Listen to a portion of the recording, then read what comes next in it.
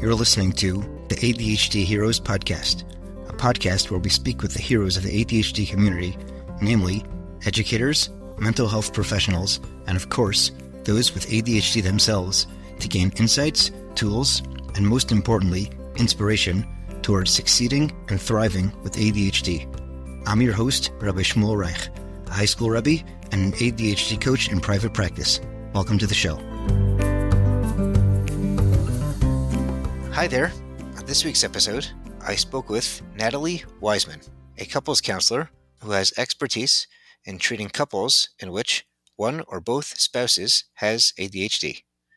We discussed the unique challenges couples need to navigate when one or both spouses has ADHD, the new challenges that arise once there are children, the unique challenges that can affect the Orthodox Jewish community, the value of the non-ADHD spouse learning to understand ADHD, how she teaches her clients to notice patterns in marriages, issues involving addictions and finances, dividing tasks based on strengths, how things become more complicated when both spouses have ADHD, the value of working on emotional regulation, and a lot more. I had a sore throat when we recorded this. Alan saved the day on the sound, but if my voice is a bit raspy, now you know why. Thankfully, I'm feeling better now. Before we dive into the episode, I'd like to tell you about another podcast I listen to called the Chinuch Today podcast. The host of the Chinuch Today podcast is former ADHD Heroes podcast guest, Rabbi Yerachmiel Garfield, Menahal of Yeshiva Torah's Emes of Houston, Texas. Rabbi Garfield interviews a wide range of creative thinkers who are already implementing their valuable innovations in the world of education. So whether you're a principal looking for new ideas to implement broadly, a classroom educator looking for inspiration, or a caring parent looking for hope through what is coming down the pipeline, the Chinuch Today podcast may be for you. If you'd like an ad for your podcast or product here on the ADHD Heroes podcast, you can send us an email at adhdheroespodcast@gmail.com. Enjoy. All right, Natalie Wiseman, welcome to the ADHD Heroes podcast. I'm very excited for our conversation today. Thank you very much for having me. Okay, great. So let's begin with a little bit about yourself and your background, what you do professionally, how you got into it. Yeah, so I worked in healthcare for just over 20 years as an anesthesia assistant in the operating room, and prior to that as a respiratory therapist.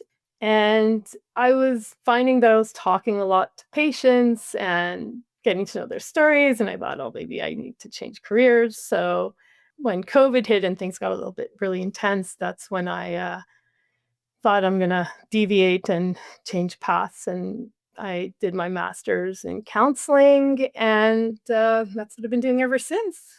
Yeah, and now I have my own practice and in Canada, and I work in Florida as well. And that's part of my journey. I am married for almost 24 years. I have three young adult children. And so I've kind of gone through all the bumps and bruises to get where I am. Wow, so and how did you land up in the ADHD space? So ADHD has been around my entire life. I've had family members that have it. I have friends that have it.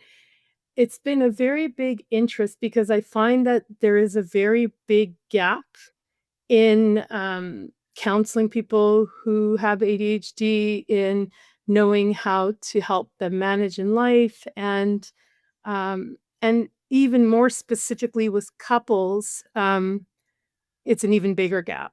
And a lot of couples therapies don't work. Standard couples therapies don't work for ADHD couples, or if one partner has ADHD. So I use an adapted method to help those couples, because very often they would have seen other therapists and it wouldn't have worked. And then, you need to have a little bit more of an understanding and technique to use to help those couples. So I have just a really big passion for it. I feel like I've had a lot of life experience and have a lot of training, an incredible amount of training in this. So it's just a passion of mine. Awesome. Okay, so with that in mind, how is couples therapy different when someone has ADHD, one or both? So So I'll just talk generally about couples therapy in general. Uses very often, well, I use evidence-based approaches. The first thing I would say to anybody looking to do couples therapy, make sure your therapist is trained properly in couples therapy. Very often, a lot of therapists are not, and they need to have specific training that's evidence-based, in my opinion, to go through this and be successful in the therapy. Um, so two of the most proven techniques are and interventions are called is from the Gottman uh, method, which is actually two Jewish psychologists that did the largest study in couples therapy, that exists. It's quite fascinating, and um, their studies are pretty remarkable. So we use a lot of their methods in therapy, and I often use it as a base. I use an eclectic approach. I have to use an eclectic approach, especially with ADHD couples. So, but Gottman therapy is kind of the bread and butter of couples counseling, and then there's emotionally focused therapy, which is something else I'm trained in, and it's very it's also probably one of the most, if not the most proven intervention for couples therapy. And it really focuses on patterns of relationships um, in the dynamic of the couple. And so those two methods very often, when they're combined and even when they're used individually, it focuses on corrective behavior in the therapy session. So and when you and so that's typically what I do in regular therapy. Now, when you add ADHD to the mix, you have to recognize and understand the abilities of the person who has ADHD, and you have to understand which part of these interventions you can and cannot use. And so this is very often why it doesn't work. Regular therapy just doesn't work with them. So, for example, in one of my counseling sessions, a non-ADHD spouse may, start yelling at her husband and says, like, he always forgets everything and he doesn't care. And he even forgot to pay the mortgage last month. I would then stalk her and explain how his intention is not to be careless or lazy or forgetful, but that time awareness and follow through is challenging for him, right? Um, so one of my favorite lines was by Dr. Barkley, who, as you know, is the guru of ADHD. He, explains that ADHD people have two times, now and not now, right? You like So that one? in this case, the mortgage was not due now.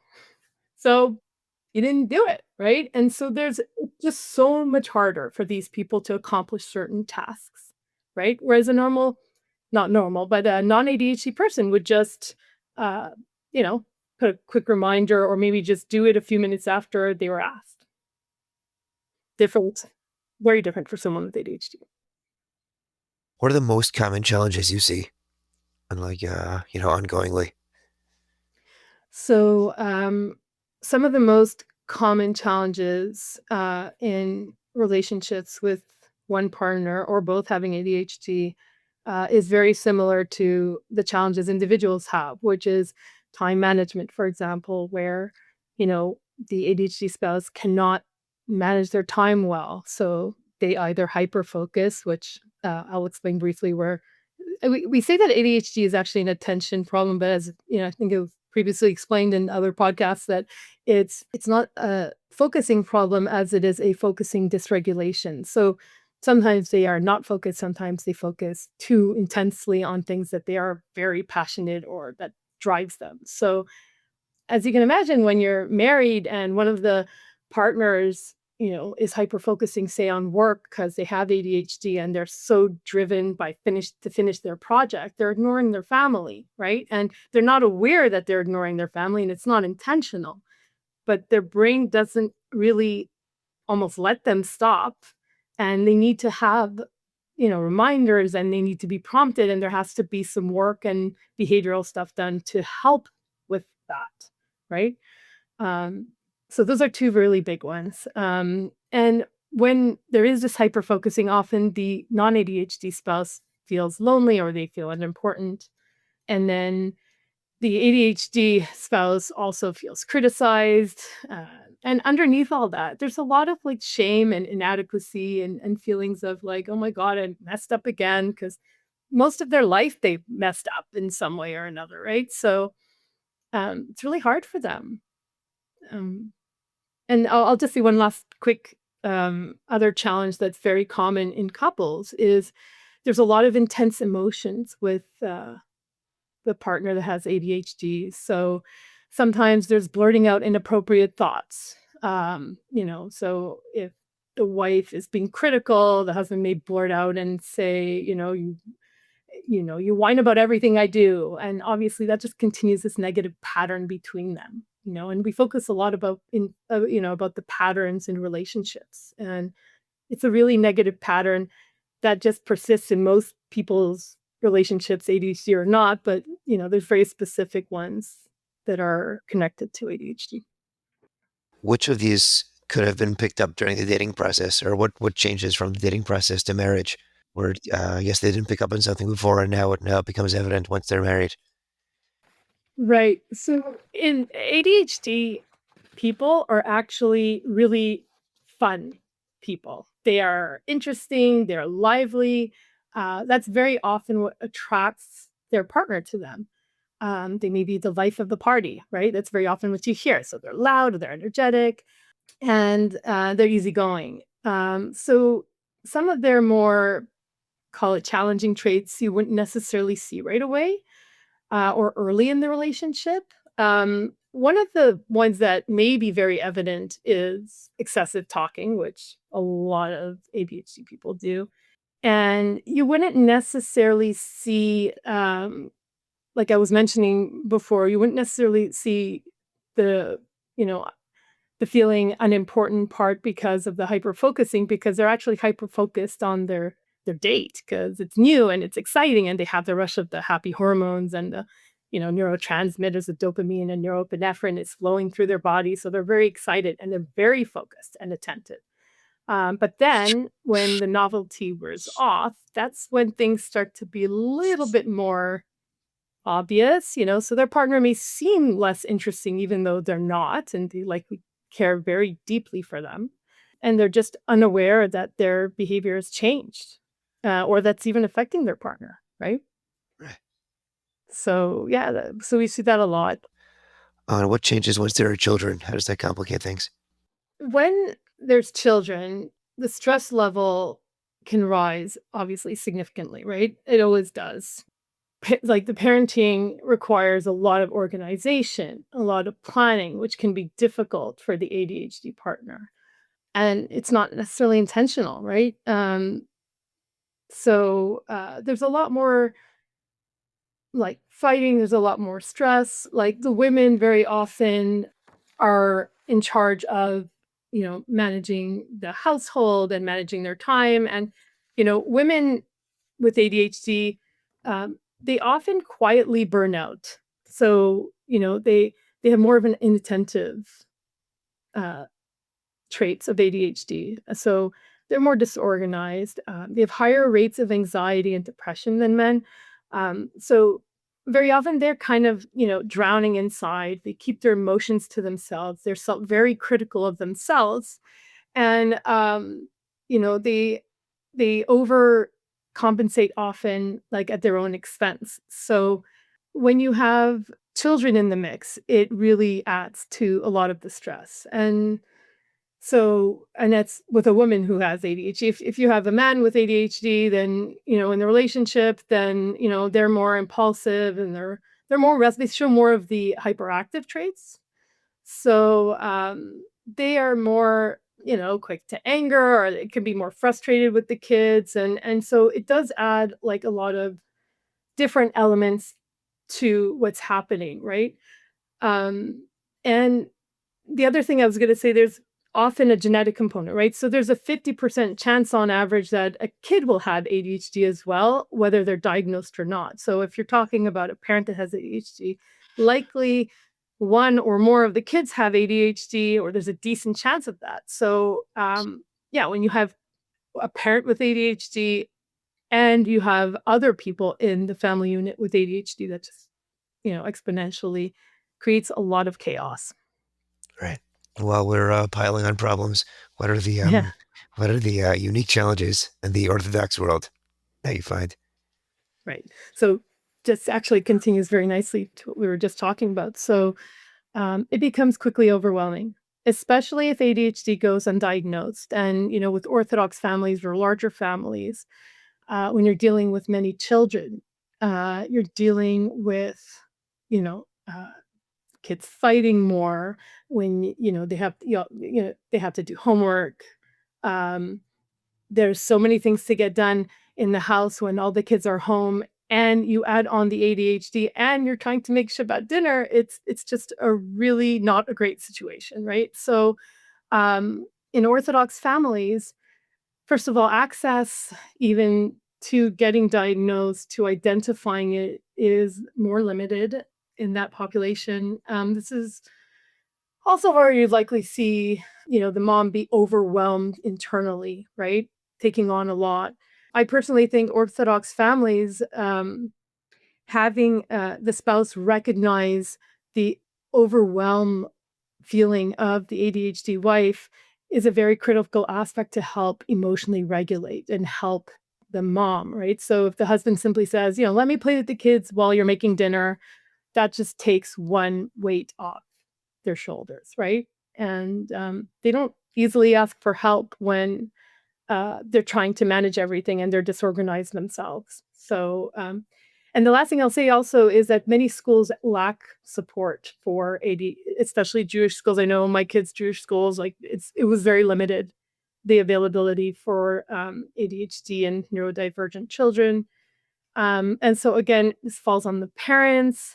And it also, the longer you wait to get a diagnosis and delay treatment, the more intense things are and the more intense care is needed. So these are things that are really important to um, really, you know, pay attention to we need to work with other specialists and really try to figure out what is available and how to access care in any way they can, right? Yeah. So that leads us to how important is it for the other spouse to understand ADHD for things to begin to improve?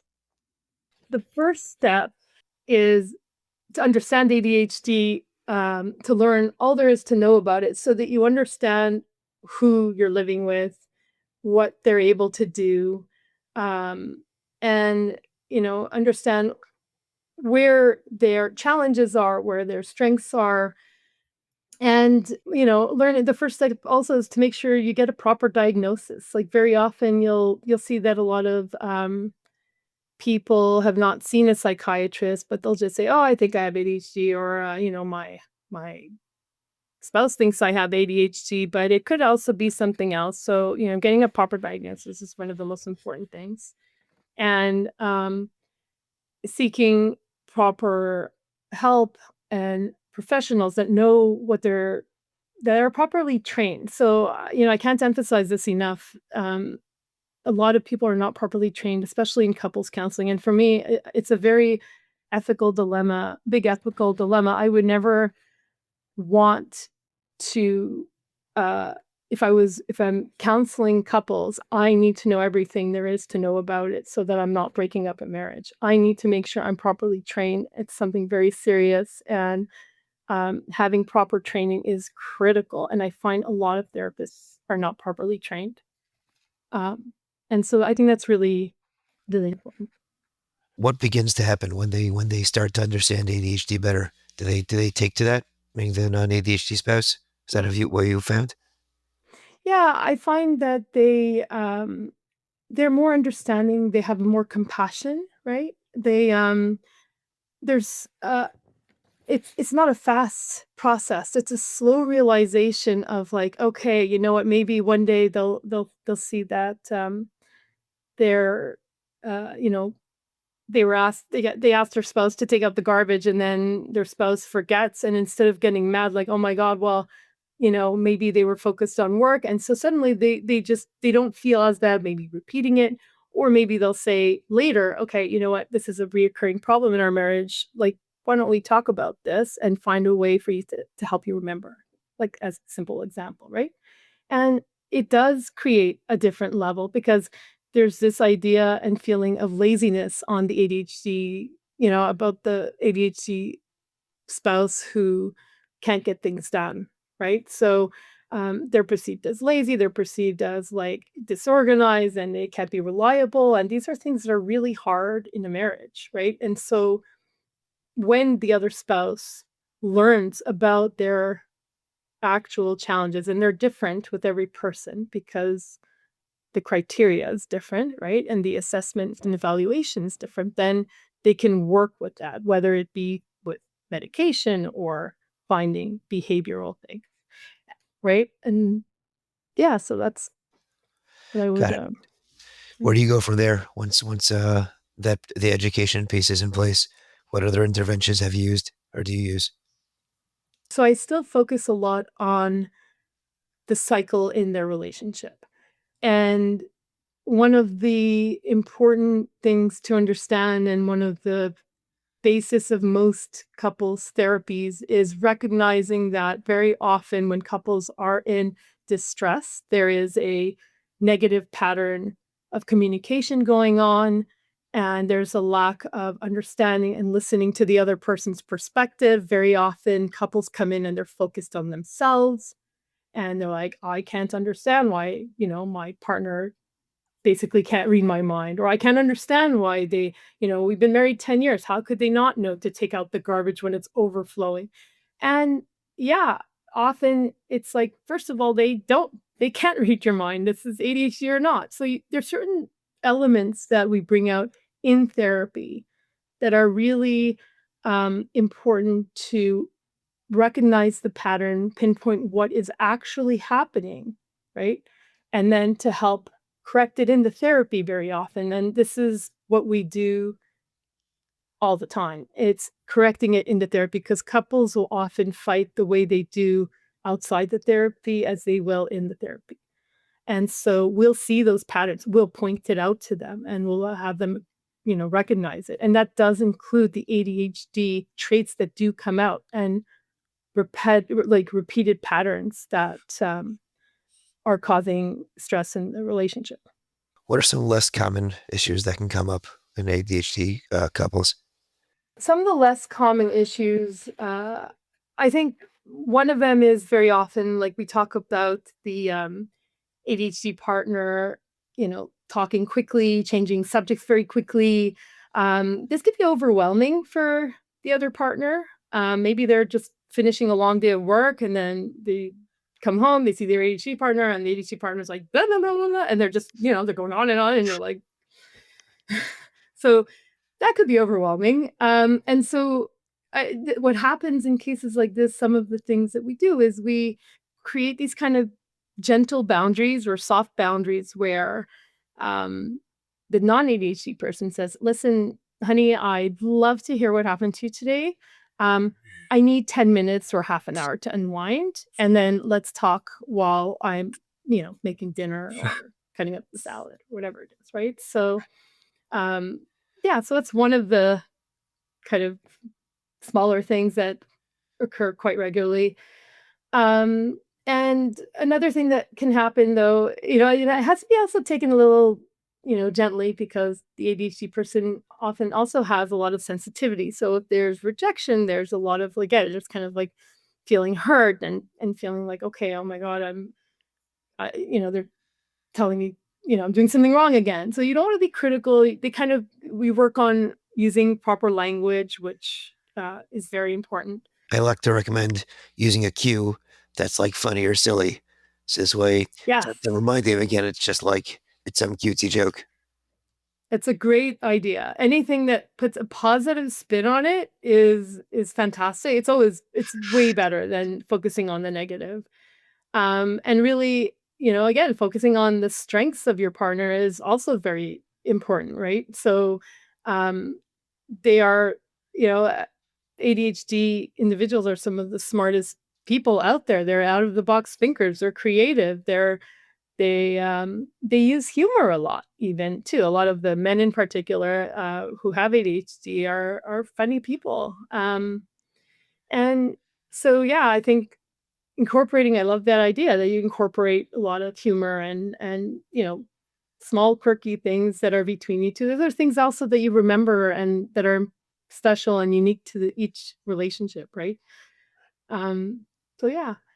And yeah, so the boundaries I mentioned, and then yeah, and the other thing that I'll just briefly touch on, just two couple of quick things is often there's a lot of addiction with ADHD because there's that dopamine rush when they have their, whether it's alcohol or drugs or gambling or overspending, even could be an addiction. So those are things to recognize because that could be very detrimental to a relationship, and then finding other coping strategies to get that adrenaline rush, right?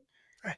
And the other thing that also has recently, I don't know if you've seen this, but in the research has come out, is especially with women in perimenopause. So there's this whole lost generation of women who um, were missed with their diagnosis because it wasn't really uh, front and center at the time, we'll call it. ADHD wasn't really either believed or wasn't very commonly diagnosed, except for the kid jumping on the desk. So um, when women uh, like had perimenopausal symptoms, so women in their 30s and 40s now, call it even 50s, they found that the ADHD symptoms were exacerbated and they were much stronger. And so that's when they started to recently get diagnosed. So there's a lot of women now in their late 30s, 40s, and 50s that are getting diagnosed with ADHD. And I'm seeing that a lot more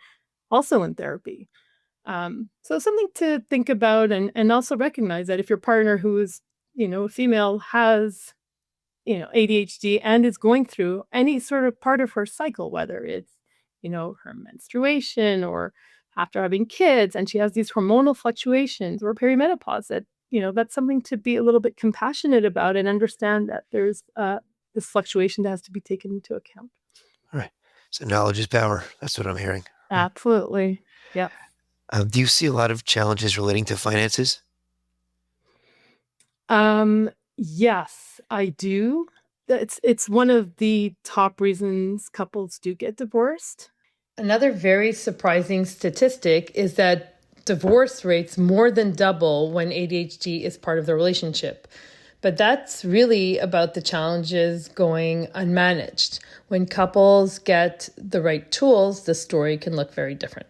And so absolutely in couples therapy, whether ADHD or not, finances are a very big one. Um, and the way to, discuss that, and part of the way we deal with those issues in therapy is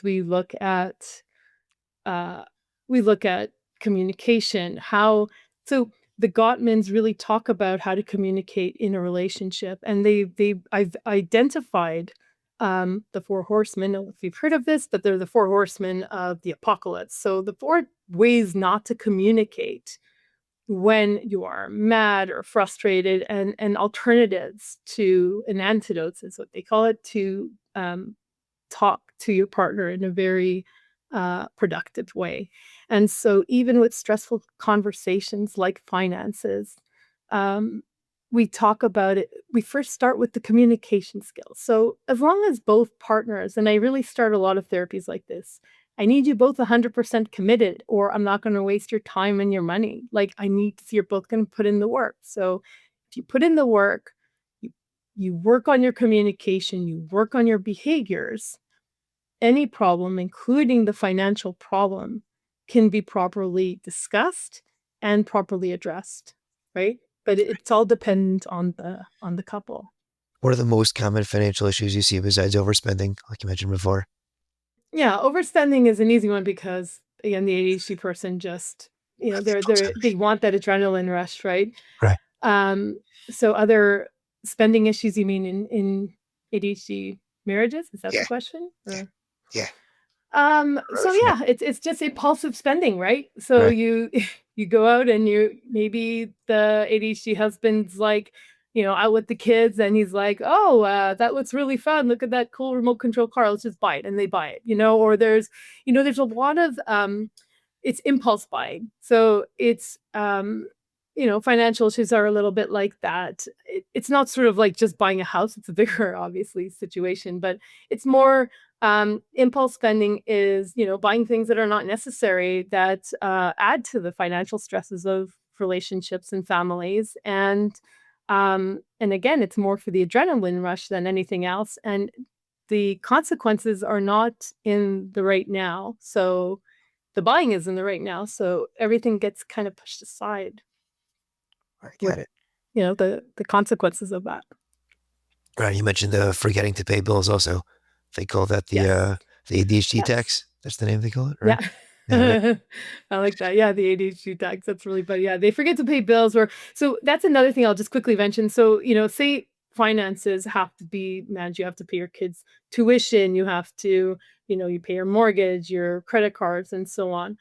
Dividing up the tasks so that maybe the more mundane tasks that are not as hard for the non-ADHD person gets distributed that way, and that way some important deadlines are not missed, right? And some of the more active tasks, like I said, say, taking your kids to the park or playing with them on the floor is something that the ADHD partner can do.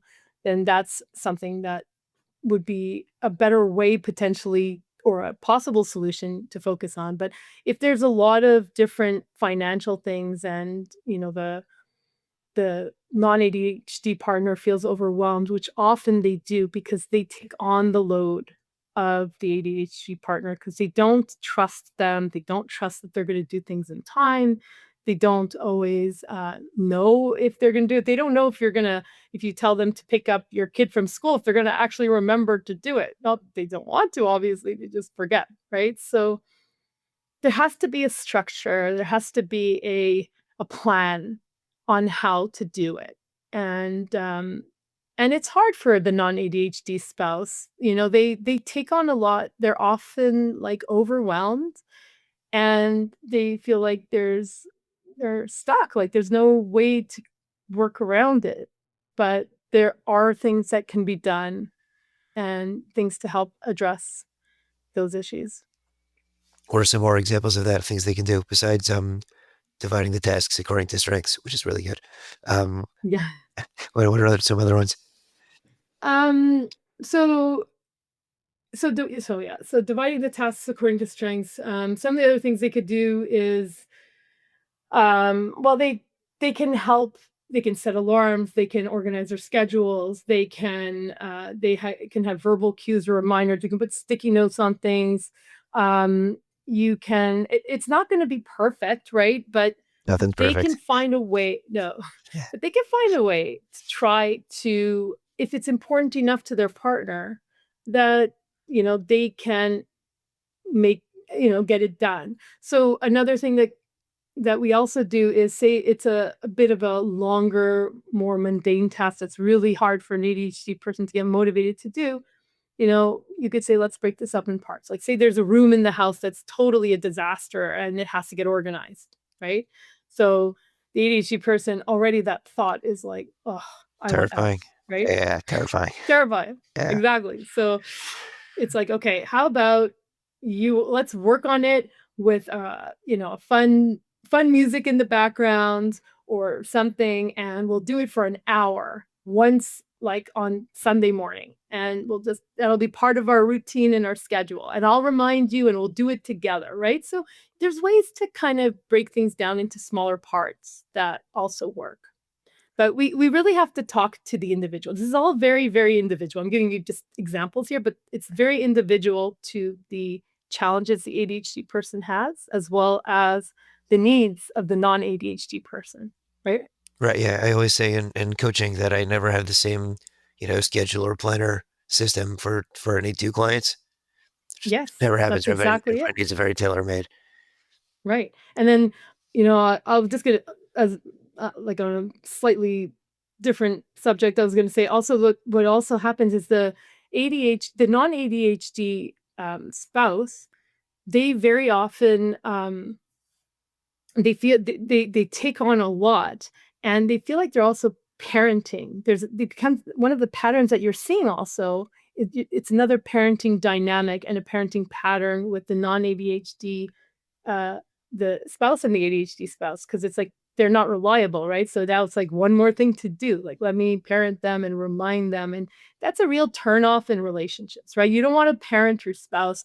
It's actually very harmful. So that's something we really work on a lot because it's a typical pattern that falls commonly, that we see commonly in ADHD relationships. Right. And then the ADHD spouse doesn't react well to that either. No.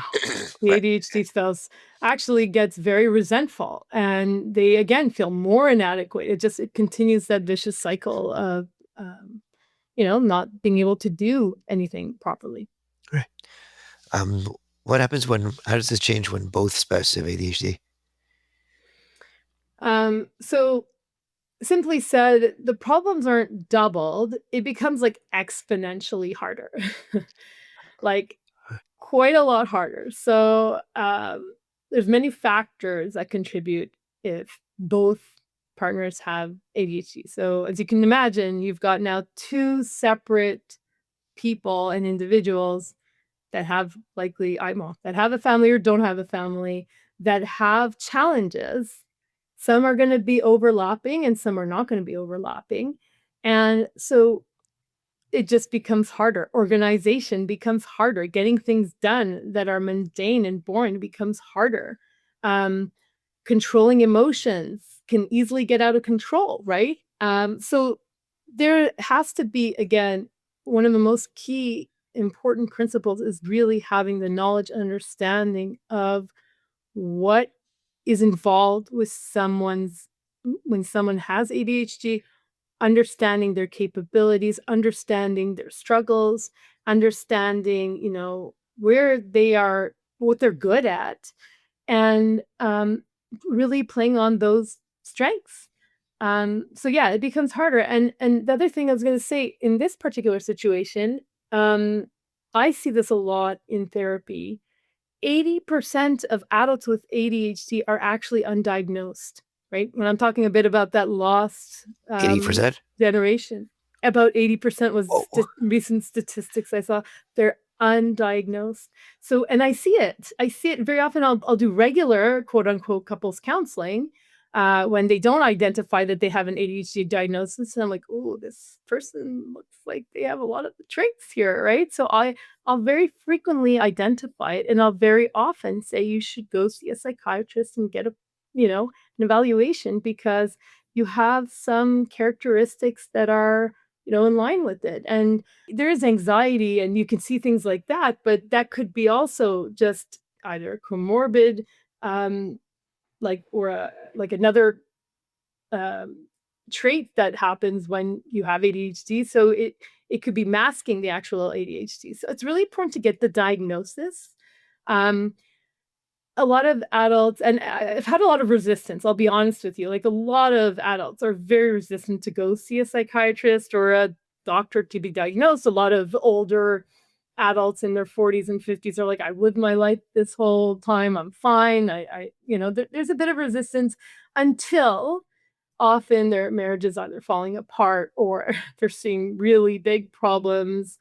And then, very often, if they do refuse to go see a psychiatrist, and they will say, oh, look, I think I have ADHD, just assume I do. I will see, how that works. But it's really not great because I'm basically treating something that, as a therapist, that is not for sure, and I could be treating something wrong. So I really encourage them to get properly evaluated, at least just to know. And I often say you don't have to be on medication necessarily. Often the hyperactive part, when you're an adult, kind of gets more tame and dies down a little bit. And so it's a little bit more of that inattentive issues. And so a lot of times, you can get away a bit with the behavioral therapies and learn a bit of techniques that can improve the situation. They're not sitting in a classroom all day. So Right. even if they're hyperactive, they're running around for work. It might not be so bad. Exactly, exactly. So, and that's the thing. So I think that that's one of the kind of pretty shocking statistics, and it makes sense though, because you can see that there's, unless there's a lot of women that have not been diagnosed because they've had that inattentive, those inattentive traits. And like I mentioned, they do come out later in life, when you have perimenopausal symptoms, and some of that like actually gets, heightened and it's like more obvious and evident. So that's just something to be aware of. And then so a lot of just working together and families working together and creating a feasible plan.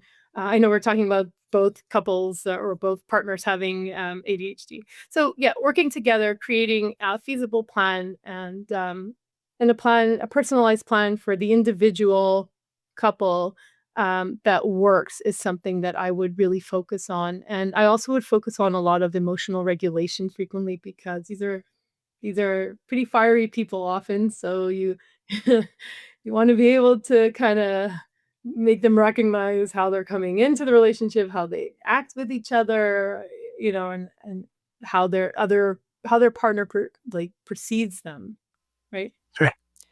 So if somebody is walking into a marriage with an ADHD spouse, you can give them one piece of advice. What would you give them? Learn about it. Learn about it, learn everything you can about it, learn what an ADHD brain can and cannot do so you do not take things personally. That's one. And I would also add to focus on the partner's strengths, not their weaknesses. You fell in love with this person because of their strengths actually, and very often they have a very big heart. They're very creative people, they're fun people, and um very often we focus on the negative. It just continues to spiral, and you focus even more on the things that are bothering you as opposed to the things that, they're good at. Excellent. What's a message of hope you want to leave our listeners with? I would say that patience is a virtue. I think that I've had couples come to me who were very, very hopeless. I've had many times, one of the spouses say, I really just, I want out, and those are the couples that make it. So I think that you can pick up from any point.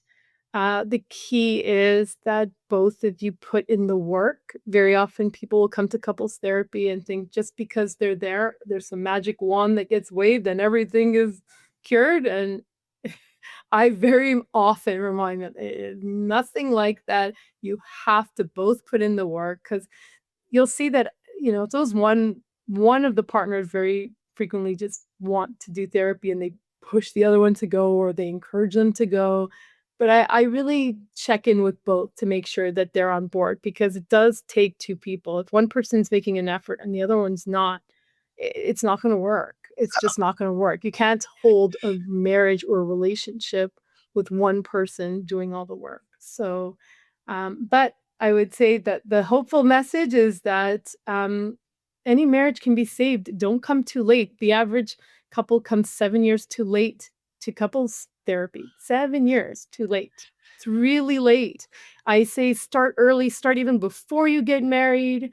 And you're in a long relationship, absolutely just take the time to learn how to communicate properly, establish proper patterns, good healthy patterns in your relationship, and just keep up the work. It's a lot of work. No one gives us any courses on this. We get courses on cooking and woodworking, but we don't get courses on how to live with someone for the rest of your life. So it's important.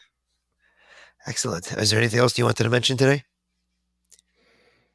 No, this was really great. Just the one last thing is to, have patience. These are big changes that we're talking about. It's a lot of work, and even though people are dedicated, it's a lot of work, and things take time, and that's it. And thank you very much for having me on. This was great.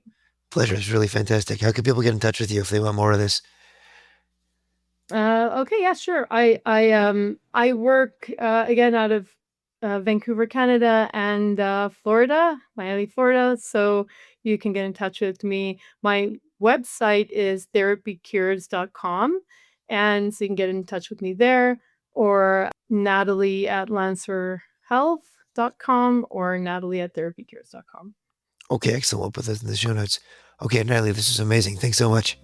Pleasure. Okay. Thank you so much, Paul. Thank you again for listening to this episode of the ADHD Heroes podcast. For questions about the podcast, you can email us at adhdheroespodcast@gmail.com. Also, for sponsorships or to share your story, your ADHD story, you can also email us at the same place, adhdheroespodcast@gmail.com. To be in touch with me about ADHD coaching, writing, or speaking engagements, you can email me at rsreichadhdcoach@gmail.com. Be sure to check out my website, rsreich.com, adhdcoach.com. You can follow me on LinkedIn, or you can check out my blog on nefesh.org. Check out my blog there under my name. Important disclaimer: podcasts are great, but they do not take the place of mental health help or medical help. So if you need help with mental health or need a doctor, be sure to be in contact with some of them. Please, if you like this show, please rate, review, and share with a friend. That's how these things get out there. Thank you again for listening, and thank you to our producers at Pretty Easy Podcasts.